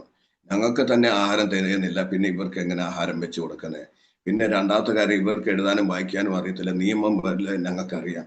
ഞങ്ങൾ ഒരു ബൈബിളോ ട്രാക്റ്റോ ഒരാൾക്കും കൊടുത്തില്ല. പക്ഷെ ഞങ്ങൾക്ക് വേണ്ടി മജിസ്ട്രേറ്റ് വാദിച്ചു. മജിസ്ട്രേറ്റ് പറഞ്ഞു ബൈബിൾ കൊടുക്കുന്ന മതം മാറ്റുന്ന അല്ല, അത് നല്ല കാര്യം തന്നെയാണ്. ആള് പറഞ്ഞു. അന്നേരം ഇവർ ചോദിച്ചു ഗീത കൊടുക്കാനൊക്കെ എന്ന് പറഞ്ഞ്, ആരെന്ന് വിലക്കുന്നത്, ആരാ വിലക്കുന്നതെന്ന് പറഞ്ഞു. അന്നേരം പറഞ്ഞു, പിന്നെ പുള്ളി പറഞ്ഞു ഞാൻ ഒരു മുസ്ലിമാണ്, ഞാൻ ഹിന്ദുവിന്റെ അമ്പലത്തിൽ ലഡു കഴിക്കുന്നുണ്ട്, ഞാൻ ഹിന്ദു ആയെന്ന്. പിന്നെ പറഞ്ഞു പിള്ളേരെ പഠിപ്പിക്കുന്ന ജനങ്ങൾക്ക് ബോധം, അത് നല്ല കാര്യം, ആരംഭിച്ചു, ഇതൊന്നും മതപ്രവർത്തനമല്ലെന്ന്. പിന്നെ ഞങ്ങളുടെ എതിരായി 18 പേരെ സാക്ഷി നിർത്തി. ഒരാളും ഞങ്ങളുടെ എതിരായി സംസാരിച്ചില്ല. എല്ലാം അനുകൂലമായിരുന്നു. ഞങ്ങളുടെ എതിരായിട്ട് ഒരു തെളിവില്ല. ഞങ്ങളെ വെറുതെ വിടേണ്ട. ഞങ്ങൾ 40-50 പ്രാവശ്യം കോടതി കയറി ഇറങ്ങി. സാവു തോമസ് പാസ് എന്നോട് എത്ര നന്ദി പറഞ്ഞാലും ഒക്കത്തില്ല. സാവു പാസ് ഞങ്ങളെ ലക്നൌവിന് ഈ കോടതി 2-2.5 മണിക്കൂർ യാത്രയുണ്ട്. ഇവിടെ സ്ക്രോപ്പിയല്ല പോകുന്നത്. ഞങ്ങൾക്ക് 5000 അവിടെ പോകുന്നതിന് തന്നെ 5000, പിന്നെ കോടതി പോയി അതിൻ്റെ ചെലവ്, ആഹാരം, ഇതെല്ലാം ചെലവ് ഒരു 10,000. അങ്ങനെ പിന്നെ ലാസ്റ്റ് ആയപ്പം അവര് അടുപ്പിച്ച്. പിന്നെ എന്നിട്ടും ഞങ്ങളുടെ എതിരായിട്ട് ഒരു തെളിവ് ഒന്നും ഇല്ലാതെ ഇരുന്നിട്ടും ഞങ്ങളെ അവസാനം ശിക്ഷിച്ചു. എന്താ ശിക്ഷിച്ചത് ഞങ്ങൾക്ക് അറിയത്തില്ല, പക്ഷെ ശിക്ഷിച്ചു. ഞങ്ങളെ ശിക്ഷിച്ചു 5 വർഷത്താണ് 27. നിങ്ങൾ അറിഞ്ഞ പോലെ ഷീജ 18-ാം തീയതി പോയി, ജാനുവരി 18-ാം തീയതി. അന്ന് ഷീജയെ അറസ്റ്റ് ചെയ്തു. ഞങ്ങൾക്ക് അറിയാമായിരുന്നു ഞങ്ങൾ അറസ്റ്റ് ആവുന്നു. പിന്നെ എനിക്ക് ശരീര പ്രയാസമൊക്കെ ഉണ്ട്, അതുകൊണ്ട് ഞാൻ ഹോസ്പിറ്റലിൽ അഡ്മിറ്റായി അറസ്റ്റ് ഒഴിവാക്കാൻ. പക്ഷേ അവർ ഷീജയെ അറസ്റ്റ് ചെയ്തപ്പോൾ ഞാനും കീഴ്പ്പെട്ടു. പിന്നെ ഈ പ്രാവശ്യം അനേകർ ജയിലിൽ കൊണ്ടുവന്ന ഷീജയെ കൊണ്ടുപോയി. എന്നെ കൊണ്ടുപോകാൻ അറിഞ്ഞപ്പോൾ തൊട്ട് അനേകർ പ്രാർത്ഥിച്ചു. ആ പ്രാർത്ഥിച്ച ഫലമായിട്ട് ജയിലും എല്ലാം അനുകൂലമായിരുന്നു. ഈ പ്രാവശ്യം ഞാൻ ജയിലിൽ പോകുന്ന മുമ്പേ തന്നെ സന്തോഷവും വലിയ പ്രത്യാശയോടെ പോയെ. ഞാൻ രാവിലെ എണീറ്റ് സ്വർഗശില്പി അങ്ങനെ പ്രത്യാശയുള്ള പാട്ടുകളൊക്കെ പാടുമായിരുന്നു. അന്നേരം അങ്ങനെയൊക്കെ പാടി. പിന്നെ 21-ാം തീയതി 22-ാം തീയതി എന്നെ അറസ്റ്റ് ചെയ്യുന്നത്. 21-ാം തീയതി സാവു പാസ്റ്ററിന്റെ വീട്ടിലെ ദാസിയും പല ദേവദാസന്മാർ വന്നു എന്നെ ധൈര്യപ്പെടുത്താൻ. എന്നാൽ ഞാൻ പറഞ്ഞു നിങ്ങൾ ഭാരപ്പെടേണ്ട, ഞാൻ എൻ്റെ സ്വന്തം വീട്ടിലാണ് പോകുന്നത്. എൻ്റെ സ്വന്തം ബന്ധുക്കാർക്ക് ഞങ്ങളെ കാണാതെ ഇരിക്കുന്നുണ്ട്, ഉറക്കം വരുന്നില്ല, അവരെ ഒന്ന് കണ്ടിട്ട് ഒന്ന് ആശ്വസിപ്പിച്ച് പെട്ടെന്ന് വരാമെന്ന് പറഞ്ഞു. 3 മാസത്തേക്ക് ആ സാധനം കൊണ്ടുപോയി. പക്ഷേ ദൈവം പ്രവർത്തിച്ചു. ഞങ്ങൾ ഈ പ്രാവശ്യം ജയിലിൽ പോയപ്പോൾ പോലീസുകാരും ഞങ്ങളോട് വലിയ സ്നേഹത്തിലായിരുന്നു. ആഹാരം കുറച്ചൊക്കെ മെച്ചമുണ്ടായിരുന്നു. ഈ പ്രാവശ്യം 18 പേരുടെ റൂമിലൊക്കെ എടുത്തിയ ലെഫ്റ്റ് സൈഡ് പ്രാന്തന്മാര്, റൈറ്റ് സൈഡ് നോർമൽ ആൾക്കാർ, അവർ തന്നെ എനിക്ക് ബെഡൊക്കെ വിരിച്ചു തന്നിട്ട് രാവിലെ എനിക്ക് അങ്കിൾ സുഖമായിരിക്കുന്നു, അങ്കിൾ വല്ല കഴിക്കാൻ വേണോ, അല്ല അങ്കിൾ വല്ല പൈസ വേണോ എന്നൊക്കെ ചോദിക്കുമായിരുന്നു. എന്നെ ഈ ഠാക്കൂർമാർ എന്നെ ഇവനെ ഇങ്ങനെ പല്ല് കടിച്ച് ഇവനെ എന്നാ ശരിയാക്കണമെന്ന് പറഞ്ഞ് വന്ന ആൾക്കാർ എൻ്റെ സംസാരിച്ച് അവരുടെ ചിന്തയ്ക്ക് മാറ്റം വന്നു. പിന്നെ ലോകമെമ്പാടും പ്രാർത്ഥിച്ചുകൊണ്ട് ഞങ്ങൾ ഫെബ്രുവരി 19 പുറത്തു വന്നു. അങ്ങനെ ഞങ്ങളായിരിക്കുന്നു. ഇപ്പോഴും അനേക ദേദാസന്മാർ ജയിലിലായിരിക്കുന്നു. നമുക്കറിയാം, ജോസ് പുളിവെളിയിലൊക്കെ ദേദാസൻ 70 വയസ്സുകാരനാ. അവിടെ പുറത്ത് റേപ്പ് കേസ് ഉണ്ടായി. അവർക്ക് ജാമ്യം ലഭിച്ച് അവരുടെ കേസ് ഇപ്പോഴും നടന്നുകൊണ്ടിരിക്കുക. നിങ്ങൾ പ്രാർത്ഥിക്കണം. പല ദേദാസന്മാർ ഇപ്പോഴും ജയിലായിരിക്കുന്നു. എന്നാൽ നിങ്ങൾ പ്രാർത്ഥിക്കണം. നമ്മൾ വചനത്തിൽ 2 കൊരിന്ത്യർ 11:23 തൊട്ട് 33 വായിച്ചാൽ പൗലോസ് പറയുന്ന ഈ കഷ്ടത്തിന്റെ ഒരു കാറ്റലോഗ് പറയുന്നു. ആദ്യം ഒന്ന് കഷ്ടം പൗലോസ് പറയുന്ന കഷ്ടം ഒന്ന്, പൗലോസ് സഭേന്റെ സ്വത്രാഴ്ച ദശാംശം അടക്കാത്തതുകൊണ്ട് കഷ്ടം വന്നു. പിന്നെ പൗലോസ് സുവിശേഷ മഹത്വം പല പ്രാവശ്യം ജയിലിൽ പോണ്ടി വന്നു. സുവിശേഷം മറ്റേ അപ്പോസ്തലന്മാരെക്കാളും കൂടുതൽ സുവിശേഷം അറിയിച്ചുകൊണ്ട് അധികം പല സമയത്തായിട്ട് ജയിലിൽ ആയിരുന്നു. പിന്നെ അടി ലഭിച്ചു. പിന്നെ ചാട്ടവാറുകൊണ്ട് 32 ചാട്ടവാർ കിട്ടി. അങ്ങനെയൊക്കെ കഷ്ടം അനുഭവിച്ചു. എന്നിട്ട് പൗലോസ് പറയുന്ന ഇതെല്ലാം ക്രിസ്തുവിന് വേണ്ടി, ക്രിസ്തുവിന്റെ വേണ്ടി എനിക്ക് ഞാൻ കഷ്ടം, ദൈവം എന്നെ നിർത്തി, ഇതെല്ലാം എന്നെ ദൈവം നിർത്തി എന്നാ പൗലോസ് പറയുന്നത്. ദൈവം നിർത്തി, ഇത് എനിക്ക് അനുഗ്രഹത്തിന് കാരണമായി എന്നാ പറയുന്നത്. അതുപോലെ ഹല്ലേലൂയ. പൗലോസ് ദൈവം പറയുന്നുണ്ട് മത്തയി 24:9, പിന്നെ ലൂക്കോസ് 22:12 ലോകത്തിൽ കഷ്ടം, അവസാന കാലത്തിൽ കഷ്ടമുണ്ട്. ഈ കാരാഗൃഹത്തിൽ പ്രവേശിക്കേണ്ടി വരും, എൻ്റെ നാമത്തിൽ അധികാരികളുടെ മുമ്പൊക്കെ നിൽക്കേണ്ടി വരും എന്നൊക്കെ പറഞ്ഞിട്ടുണ്ട്. എന്നിട്ട് അത് കഷ്ടമുണ്ട്, തീർച്ചയായിട്ടും കഷ്ടം ഒക്കെ ഉണ്ട്. എന്നാലും ഞങ്ങൾക്ക് കഷ്ടത്തിൽ ഞങ്ങളുടെ ആരും പ്രത്യാശ പോയിട്ടില്ല. ഞങ്ങൾ ഇപ്പോഴും പ്രത്യാശയായിരിക്കുന്നു. ഇതുകൊണ്ട് ഞങ്ങൾ ഇത് ഒരു വലിയ മെഡൽ ലഭിച്ചെന്നൊന്നും ഞങ്ങൾ അങ്ങനെ ചിന്തിക്കുന്നില്ല. പക്ഷെ നിങ്ങളുടെ എല്ലാം പ്രാർത്ഥന, ദൈവത്തിന്റെ കൃപ മാത്രമേ ഞങ്ങളെ നിലനിർത്തി. നിങ്ങളെ പ്രാർത്ഥിക്കണം. ഇനി ഞാൻ ഈ കഷ്ടത്തിൽ സഹിക്കാൻ മറ്റേ ദേദാസന്മാർക്കും കൃപ തരാൻ വേണ്ടി പ്രാർത്ഥിക്കണം. മറ്റേ ദേദാസന്മാരുടെ കേസും തള്ളിപ്പോകാൻ വേണ്ടി പ്രാർത്ഥിക്കണം. നമ്മൾ ഈ കഷ്ടത്തിലും ഈ പ്രയാസത്തിലും തടസ്സത്തിലും ആന്റി കൺവെൻഷൻ നിയമം ഉണ്ടെങ്കിലും പല ഇപ്പോഴും ദേവദാസന്മാർ പിടിക്കപ്പെടുന്നെങ്കിലും ഇപ്പോഴും സഭ വളരുന്നുണ്ട്. അനേക രക്ഷിക്കപ്പെടുന്നു, സ്നാനപ്പെടുന്നു. എന്നാ വെച്ചാൽ ദൈവത്തിന്റെ വചനത്തിലുണ്ട്. ഹല്ലേലൂയ. ഈ ദൈവവേല ആരുടെയാ? ദൈവത്തിന്റെ. ഒരു പാതാളം ഗോപുരം ജയിക്കത്തില്ല.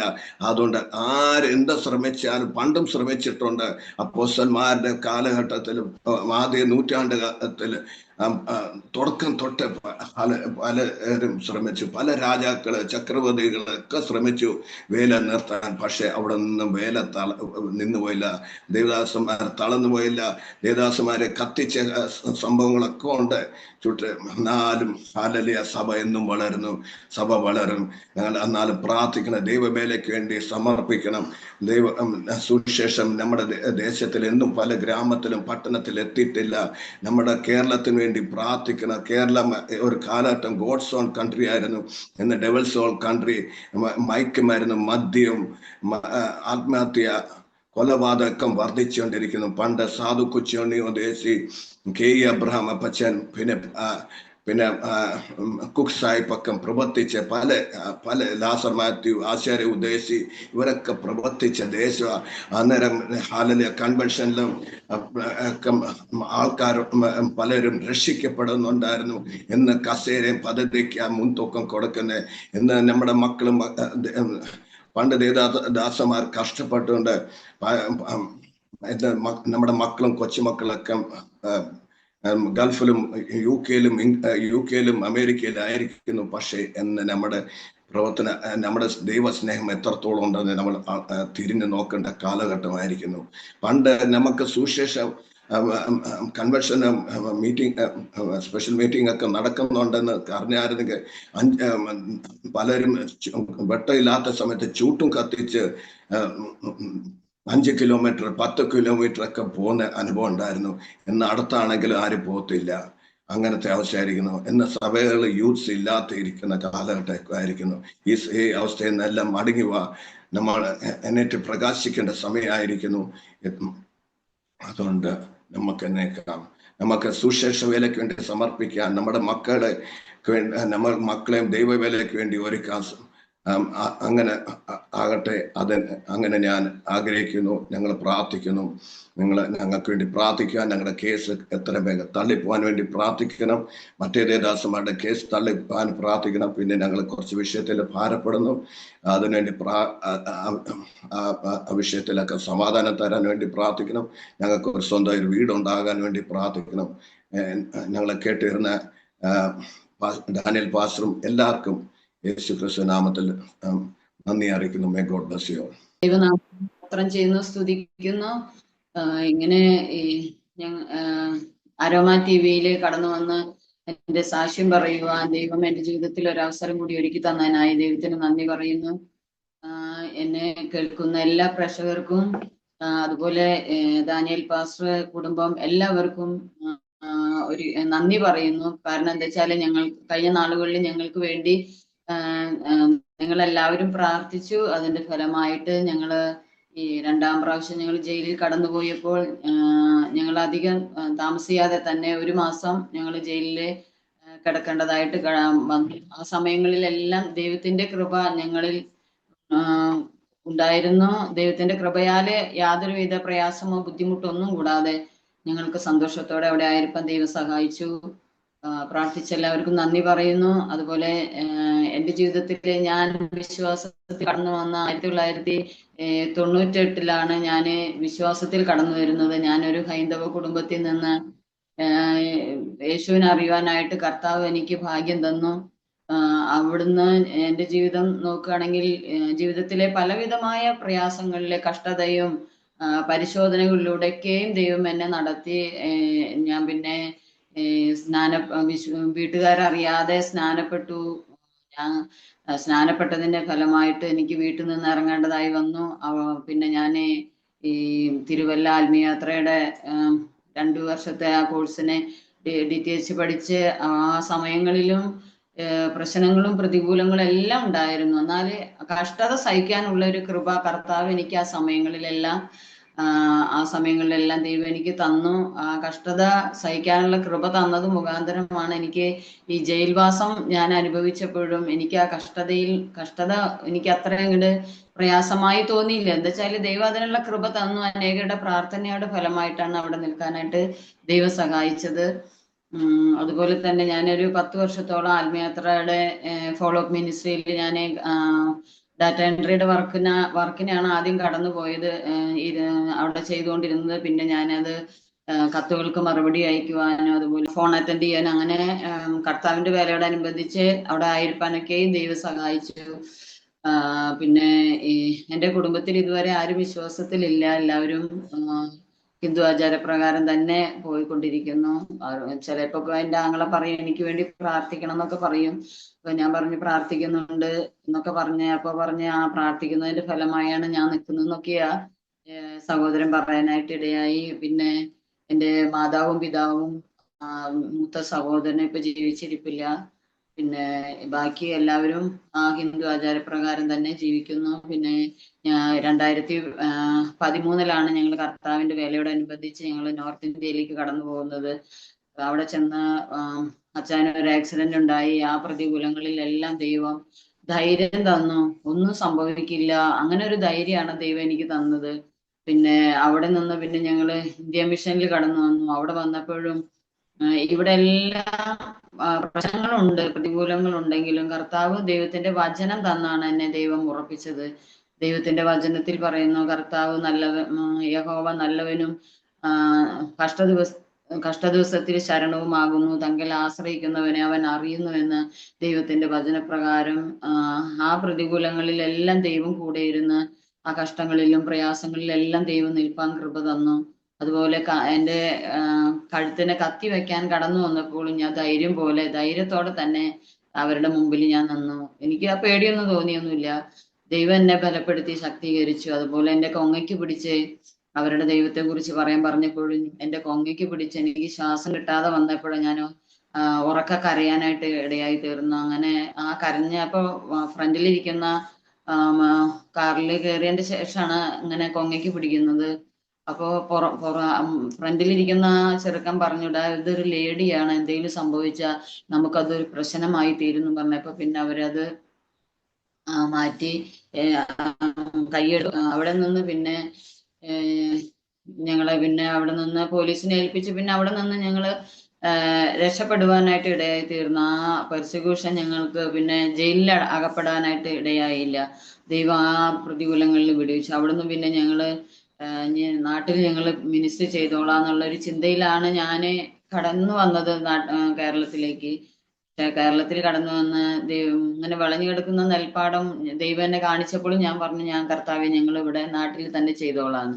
പിന്നെ ഈ യോഹന്നാൻ സുവിശേഷം 4-ാം അധ്യായം അതിന്റെ അവസാന ഭാഗം വായിച്ചപ്പോൾ, ഞാൻ വിതയ്ക്കാത്തത് കൊയ്യാനായിട്ട് ഞാൻ നിങ്ങളെ അയച്ചിരിക്കുന്നു എന്നുള്ള വചനം ഞാൻ വായിക്കലും എൻ്റെ കണ്ണുനീരിങ്ങനെ ഒഴുകിക്കൊണ്ടിരുന്നു. അപ്പൊ ഞാൻ കർത്താവിനോട് പറഞ്ഞു, കർത്താവ് ഒരു പുതിയ വഴി ഞങ്ങൾക്ക് തുറക്കുകയാണെങ്കിൽ എവിടെ അയച്ചാലും ഞങ്ങൾ പോകാം. അങ്ങനെ ഒരു തീരുമാനത്തിലെത്തി. അങ്ങനെ ഇരിക്കുമ്പോഴാണ് ഈ യു പിയിലേക്കൊരു ഇത് വന്നത്. അങ്ങനെയാണ് ഞങ്ങൾ യു പിയിൽ കടന്നു പോകാനായിട്ട് ഇടയായത്. ഒരു 3 മാസം അവിടെ നിന്നുള്ളൂ. പിന്നെ ജയിലില് ഞങ്ങളെ പിടിച്ചു കൊണ്ടുപോയി. ഒരു 8 മാസത്തോളം ജയിലില് ഞങ്ങൾ കിടക്കേണ്ടതായിട്ട് വന്നു. പക്ഷെ ആ സമയങ്ങളിൽ എല്ലാം അവിടെ ചെന്ന് ഒരു 2 ഹോളാണ് ഉള്ളത്. ഒരു ഹോളിലെ ഒരു 16-18 പേരോളം ഉണ്ട്. പക്ഷെ വരുന്ന ആൾക്കാരെ ഫസ്റ്റില് ഈ റൂമിലെ കൊണ്ടുവന്ന് കിടത്തുന്നത്. ചെന്ന സമയം തന്നെ ഒരു പ്രസാദമായിട്ടാണ് അവര് വന്നത്. അപ്പൊ ഞാൻ പറഞ്ഞു, വേണ്ട, എനിക്ക് കഴിക്കാൻ എന്തെങ്കിലും തരുമോ എന്നൊക്കെ ചോദിച്ച പിന്നെ കഴിക്കാൻ എല്ലാവരും തന്നു. പക്ഷെ ഒരു കാര്യം ഞാൻ പറയട്ടെ, ഈ ജയിലിൽ ഞാൻ ചെന്ന സമയങ്ങളില് ഹിന്ദുക്കളാണ് വൈകിട്ട് നമ്മളെ പോലെ കൈയടിച്ച് ആരാധിക്കുന്ന ഒരു കൂട്ടം ജനത്തിന്റെ മധ്യത്തിലെ ദൈവം എന്നെ ആ സമയങ്ങളിലെല്ലാം ഒരു 6 മാസത്തോളം ഞാൻ അവരുടെ കൂടെ താമസിക്കേണ്ടതായിട്ട് എനിക്ക് വന്നു. അങ്ങനെ ആ പ്രതികൂലങ്ങളില് ഭയങ്കര തന്ത്രമന്ത്രമൊക്കെ ചെയ്യുന്നവരുടെ കൂട്ടത്തിലായിരുന്നു ഞാൻ. ദൈവം എന്നെ അവിടെ ആക്കിയത് ദൈവം എന്നെ പഠിപ്പിക്കാനാണെന്ന് ഞാൻ ഇപ്പോൾ ചിന്തിക്കുന്നു. കാരണം എന്താ വെച്ചാൽ എൻ്റെ കുടുംബത്തിന്റെ പശ്ചാത്തലം അങ്ങനെയാണല്ലോ. അങ്ങനെയുള്ള പ്രതികൂലങ്ങളില് ഇവിടെ നിന്നാലും ഞാൻ അവിടെ നിൽക്കൂ എന്നറിയാൻ ദൈവം ഒരു പരീക്ഷ നടത്തിയതുപോലെ എനിക്ക് തോന്നുന്നു. അങ്ങനെ പിന്നെ അതിലൊന്നും ദൈവം കുറച്ചൊക്കെ നമ്മളെ പ്രാർത്ഥനയ്ക്കും അങ്ങനെയുള്ള കാര്യങ്ങൾക്കൊക്കെ ഇച്ചിരി ഇങ്ങനെ ഒന്നിനും സാധിക്കാത്ത വിധത്തിലുള്ള പ്രതികൂലങ്ങളെല്ലാം ഉണ്ടായിട്ടുണ്ട്. അതുപോലെ തന്നെ നമുക്ക് പരസ്യമായിട്ട് ഇരുന്ന് പ്രാർത്ഥിക്കാനൊന്നും പറ്റില്ല. അപ്പോഴേക്കും ഇവര് വന്ന് ഡിസ്റ്റർബ് ചെയ്യുന്ന വിധത്തിലുള്ള പ്രയാസങ്ങളൊക്കെ ഉണ്ടായിട്ടുണ്ട്. എന്നാലും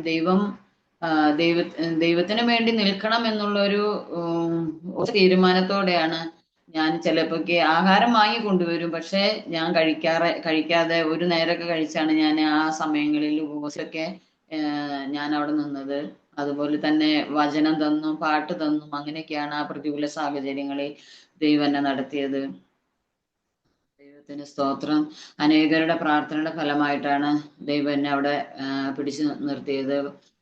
അതുപോലെ അവിടുത്തെ വനിതാ പോലീസ് ഞങ്ങളുടെ ഷീജയുടെ ദൈവത്തെ കുറിച്ച് പറയാൻ പറഞ്ഞപ്പോൾ ഞാൻ ഈ ഉൽപ്പത്തി തൊട്ടുള്ള കുറച്ച് കാര്യങ്ങൾ എനിക്ക് അറിയാവുന്ന ഭാഷയിലൊക്കെ അവരോട് പറഞ്ഞപ്പോൾ അവര് പറഞ്ഞു, എന്നാ അങ്ങനെയാണെങ്കിൽ ബൈബിള് വായിക്കണല്ലോ എന്നൊക്കെ അന്ന് അവര് പറയാനായിട്ട് ഇടയായി. അതുപോലെ തന്നെ അവിടുത്തെ ജയിൽ പുള്ളികളാണെങ്കിൽ എപ്പോഴും തമ്മിൽ അടിയും ബഹളമൊക്കെയാ. പറഞ്ഞ ജോലിയൊന്നും ചെയ്യില്ലായിരുന്നു. എന്തായാലും ദൈവം എന്നെ അവിടെ ആക്കിയ സമയങ്ങളിൽ അവര് പറഞ്ഞ ജോലിയെല്ലാം വിശ്വസ്തയോടെ ചെയ്യുവാനായിട്ട് ദൈവം സഹായിച്ചു.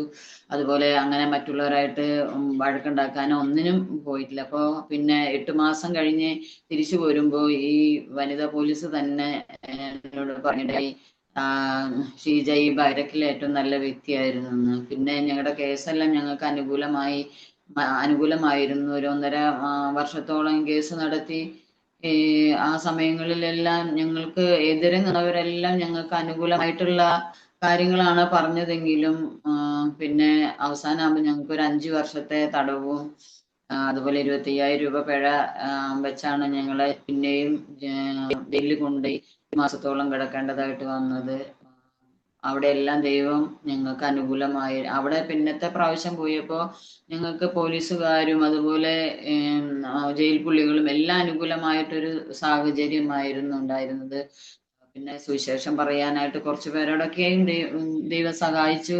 അതുപോലെ രണ്ടാം പ്രാവശ്യം പോയപ്പോൾ പാട്ടിലൂടെ അവരോട് സുവിശേഷം അറിയിക്കാൻ ഓപ്പണായിട്ട് നമുക്ക് പറയാൻ പറ്റാത്ത സാഹചര്യങ്ങൾ ഉണ്ടായിരുന്നു. അതുപോലെ തന്നെ അവരെ ആശ്വസിപ്പിക്കാനും ദുഃഖത്തിലായിരിക്കുന്നവരെ ആശ്വസിപ്പിക്കാനും ഒക്കെയും ദൈവം കൃപ തന്നു.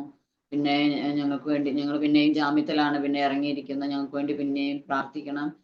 ഈ കേസ് എത്രയും വേഗം ക്യാൻസലായി തീരുവാനും ഞങ്ങൾക്ക് പിന്നെ കർത്താവ് ആഗ്രഹിക്കുന്ന വിധത്തിൽ ഞങ്ങൾക്ക് കർത്താവിൻ്റെ വേല ചെയ്യണം. എവിടെയായിരുന്നാലും ദൈവം അയക്കുന്നിടത്ത് പോയി ചെയ്യണമെന്നാണ് ഞങ്ങൾ ആഗ്രഹിക്കുന്നത്. അതിനുവേണ്ടി ഞങ്ങൾക്ക് പ്രാർത്ഥിക്കണം. ഞങ്ങൾക്ക് വേണ്ടി പ്രാർത്ഥിച്ച എല്ലാ പ്രേക്ഷകർക്കും ഒരിക്കൽ കൂടി നന്ദി പറഞ്ഞുകൊണ്ട് ദൈവം നിങ്ങളെല്ലാവരെയും ധാരാളമായി അനുഗ്രഹിക്കട്ടെ എന്ന് പറഞ്ഞുകൊണ്ട് ഞാൻ എൻ്റെ സാക്ഷ്യത്തിൽ നിന്ന് വിരമിക്കുന്നു. സ്തോത്രം. സ്തോത്രം. ഈ സായങ്കാല സമയത്ത് വരാൻ തന്ന മഹാകൃപയ്ക്കായ സ്തോത്രം. ആരോമ TV നടത്തുന്ന സ്തോത്രം. ഹല്ലേലൂയ. ഡാനിയൽ പാസ്റ്റർ കുടുംബത്തിന് വേണ്ടി പ്രാർത്ഥിക്കുന്നു. കർത്താവെ, ദാസനെ ശക്തീകരിക്കണേ, ബലപ്പെടുത്തണേ, പുതിയ ശക്തി, പുതിയ കൃപ കൊടുത്ത് ശക്തമായിട്ട് ഉപയോഗിക്കണപ്പാ. സ്തോത്രം. സ്തോത്രം. ആരോമ TV സ്തോത്രം. ഇതിലുള്ള സ്തോത്രം. മറ്റേ ദേവദാസന്മാരുടെ സാക്ഷി, വരാൻ പോകുന്ന ദേവദാസന്മാരുടെ സാക്ഷി എല്ലാം അനുഗ്രഹമായി തീരാ സഹായിക്കണേ. ദാസന്റെ എല്ലാ പ്രവർത്തനങ്ങളെ അനുഗ്രഹിക്കണേ. ദാസൻ കുടുംബത്തിന്റെ എല്ലാ ആവശ്യമേൽ കൂടെ ഉണ്ടായിരിക്കണേ. അതിനായി പ്രാർത്ഥിക്കുന്നു. അതുപോലെ കർത്താവെ, ഞങ്ങൾ പ്രാർത്ഥിക്കുന്നു. ഞങ്ങളെ കേട്ട എല്ലാവരെയും അനുഗ്രഹിക്കണേ. ഞങ്ങളെല്ലാം സ്തോത്രം ആത്മീയമായിട്ട് ബലപ്പെടാൻ, ശക്തിപ്പെടാൻ സ്തോത്രം. ഹല്ലേലൂയ. സ്തോത്രം. ശക്തമായിട്ട് നിനക്ക് വേണ്ടി പ്രയോജനപ്പെടുന്നവരായി, ഫലം കായ്ക്കുന്നവരായി അനേക ആത്മാക്കളെ നേടാൻ കർത്താവെ സഹായിക്കണപ്പ. സ്തോത്ര. പ്രാർത്ഥന വീരന്മാരായി തീരാ സഹായിക്കണപ്പ. സ്തോത്രം. ഞങ്ങളും ഞങ്ങളുടെ കുടുംബം മക്കളൊക്കെ അനുഗ്രഹിക്കപ്പെടാ സഹായിക്കണപ്പ. സ്തോത്രം. ഹല്ലേലൂയ. സ്തോത്രം. ഞങ്ങൾ കർത്താവേ സ്തോത്രം. ഞങ്ങളെല്ലാവരും മുഖാന്തര സഭയിലും ദേശത്തിൽ വലിയ ഉണർ കാണാൻ കർത്താവെ സഹായിക്കണേ. ദേശത്തിന്റെ അവസ്ഥ മാറിക്കിട്ടാൻ സഹായിക്കണപ്പ. സ്തോത്രം. കർത്താവേ, ഹല്ലേലൂയ. നേതാക്കളുടെയും സ്തോത്രം. ഹല്ലേലൂയ. മറ്റേ സുഷവിരോധികളുടെ ഹൃദയത്തെ കണ്ണ് തുറന്ന് അവര് സ്തോത്രം നിന്റെ സ്നേഹത്താൽ പിടിക്കപ്പെട്ട് അവർ രക്ഷയിൽ വരാ സഹായിക്കണപ്പ. സ്തോത്രം. അത് ഞങ്ങൾ പ്രാർത്ഥിക്കുന്നു. സ്തോത്രം. ഹല്ലേലൂയ. അതുപോലെ ഇന്ത്യയിലെ എല്ലാ സ്റ്റേറ്റും സ്തോത്രം. ഹല്ലേലൂയ. പ്രത്യേകിച്ച് UP, ഛത്തീസ്ഗഡ്, ഒറീസ ഇവിടെ എല്ലാം ഇപ്പൊ പ്രതികൂലം വർദ്ധിച്ചുകൊണ്ടിരിക്കുന്നു. പ്രതികൂലം എല്ലാം മാറിക്കിട്ടട്ടെ ഞങ്ങൾ പ്രാർത്ഥിക്കുന്നു. ഹല്ലേലൂയ. കർത്താവേ സ്തോത്രം. ഞങ്ങളുടെ ദേശം, കേരളം എല്ലാം ഉണരാൻ സഹായിക്കണപ്പ. അനുഗ്രഹിക്കപ്പെടാൻ സഹായിക്കണപ്പ. സ്തോത്രം. പ്രവർത്തനത്തിനും വേലയ്ക്ക് മുൻതൂക്കം കൊടുക്കുന്നവരായി സ്തോത്രം. ദൈവ സ്നേഹമുള്ളവരായി ഞങ്ങൾക്ക് തമ്മിൽ സ്തോത്രം. ഹല്ലേലൂയ. എല്ലാവരും സ്നേഹിച്ചും സ്തോത്രം. ഞങ്ങൾ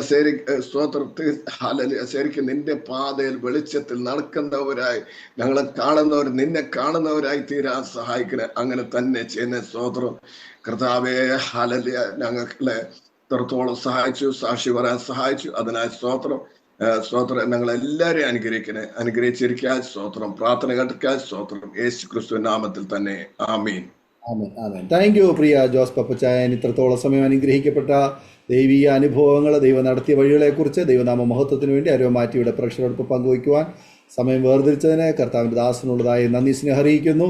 കർത്താവിൻ്റെ ദാസനെയും കുടുംബത്തെയും പ്രവർത്തനങ്ങളെയും ദൈവം ധാരാളം അനുഗ്രഹിക്കട്ടെ. കർത്താവിന് വേണ്ടി ഏറെ അനുഗ്രഹിക്കപ്പെട്ട സാക്ഷ്യം പ്രസ്താവിക്കുവാൻ, പിന്നെയും ഓരോ അനുഭവങ്ങളുടെ നടുവിൽ ദൈവം അത്ഭുതകരമായി വഴി നടത്തുവാൻ, കർത്താവ് എല്ലാ വിഷയങ്ങൾക്കും മറുപടി തരുവാൻ ഞങ്ങളും പ്രാർത്ഥിക്കുന്നു. ദയവായി കർത്താവ് സഹായിക്കട്ടെ. അതുപോലെ തന്നെ ഞങ്ങളെ കേട്ടുകൊണ്ടിരിക്കുന്ന മാന്യ ശ്രോതാക്കളെ, നിങ്ങൾക്ക് ഈ ജീവിതാനുഭവം കേൾക്കുവാനിടയായി തീർന്നല്ലോ. ഈ കുടുംബത്തെ ഓർത്ത് നിങ്ങൾ പ്രാർത്ഥിക്കുക. കർത്താവ് നമ്മ എല്ലാവരും ധാരാളം അനുഗ്രഹിക്കുമാറാകട്ടെ. അടുത്ത അനുഗ്രഹിക്കപ്പെട്ട സാക്ഷ്യവും വചനചിന്തയുമായി നാം വീണ്ടും കാണുന്നതുവരെയും എല്ലാ പ്രിയപ്പെട്ടവർക്കും good bye. God bless you all. Amen. ഓർമ്മയുടെ മനോരഥത്തിൽ മായാത്ത ഓർമ്മയ്ക്കായി അരോമ മാട്രിമോണിയിൽ നിന്നും ജീവിത പങ്കാളിയെ കണ്ടെത്തൂ. നിങ്ങൾ ഒരു ക്രിസ്തീയ ജീവിത പങ്കാളിയെ അന്വേഷിക്കുകയാണോ? അതോ മക്കൾക്ക് അനുയോജ്യമായ ഒരു തക്ക തുണയ്ക്ക് വേണ്ടി പ്രാർത്ഥിക്കുന്ന വ്യക്തിയാണോ? എങ്കിൽ അരോമ മാട്രിമോണി നിങ്ങൾക്ക് വേണ്ടിയാണ്. ഇന്നു തന്നെ സൗജന്യമായി രജിസ്റ്റർ ചെയ്യൂ. അരോമ മാട്രിമോണിയുടെ പ്രത്യേകതകൾ: രജിസ്ട്രേഷൻ തികച്ചും സൗജന്യം. ലോകത്തെവിടെയുമുള്ള അനുയോജ്യമായ ക്രിസ്തീയ ജീവിത പങ്കാളിയെ തിരഞ്ഞെടുക്കാം. വിവാഹം നടക്കുന്നതുവരെ സർവീസ് ലഭിക്കുന്നു. ഏറ്റവും ചെറിയ പാക്കേജുകളും തിരഞ്ഞെടുക്കാം.